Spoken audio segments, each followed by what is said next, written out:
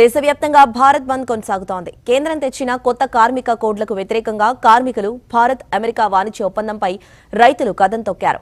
Modi సర్కార్పై Jung siren మోగించి సార్వత్రిక సమ్మెకు దిగారు. ఏపీ, తెలంగాణ, ఢిల్లీ, ముంబై, బెంగళూరు, కేరళ సహా అన్ని ప్రధాన నగరాల్లో వ్యాపార, వాణిజ్య సముదాయాలు మూసివేశారు. ఇక అత్యవసరం మినహా అన్ని రకాల దుకాణాలు బంద్ చేయించారు. దీంతో రోడ్లన్నీ నిర్మానుష్యంగా మారాయి. వాణిజ్య, రవాణా, వ్యవసాయ రంగాలపై సార్వత్రిక సమ్మె ప్రభావం పడింది. కార్మికులు ఆందోళనకు దిగారు. అటు కాంగ్రెస్, వామపక్షాలు మద్దతు ప్రకటించాయి.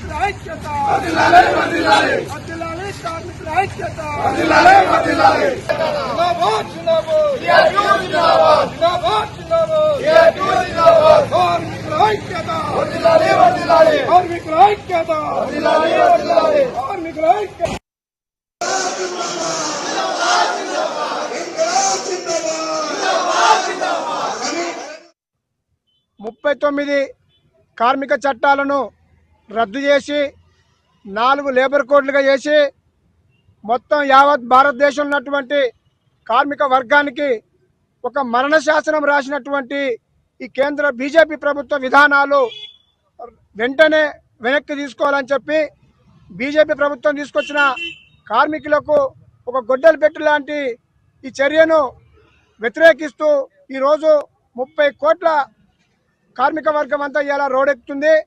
ఈ కేంద్రం తీసుకొచ్చినటువంటి ప్రతి చట్టాన్ని ఈ రాష్ట్రంలో ఉన్నటువంటి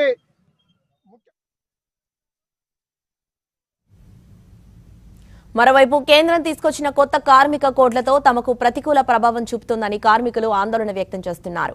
ఉద్యోగ భద్రత తగ్గిపోతుందని, ఉద్యోగులను తొలగించడం యజమానులకు తేలికవుతుందని ఆరోపిస్తున్నారు. ప్రైవేటీకరణ, వేతనాల్లో వృద్ధి ఉండదన్నారు. సామాజిక భద్రత కొరవడంతో ఉద్యోగ భద్రత ఉండదని చెప్పారు. కేంద్రం తెచ్చిన 4 కొత్త కార్మిక కోడ్లను వెంటనే రద్దు చేయాలని కార్మికులు డిమాండ్ చేస్తున్నారు. మరోవైపు భారత్ అమెరికా వాణిజ్య ఒప్పందంపై రైతు సంఘాలు ఆందోళనలు వ్యక్తం చేస్తున్నాయి. ఈ ట్రేడ్ డీల్తో దేశీయ వ్యవసాయ రంగాన్ని దెబ్బతింటుందని రైతు నేతలు చెబుతున్నారు.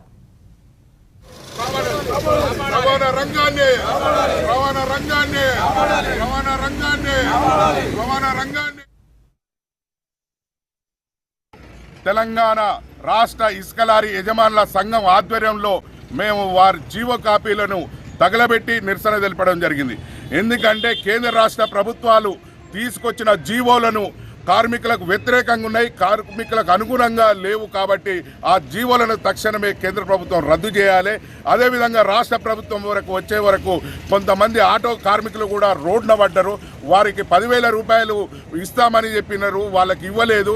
ఉచిత బస్సు పెట్టడం వల్ల వాళ్ళకు ఉపాధి లేకుండా అయిపోయింది. కాబట్టి ఆటో కార్మికులను ఆదుకొని న్యాయం చేయాలి.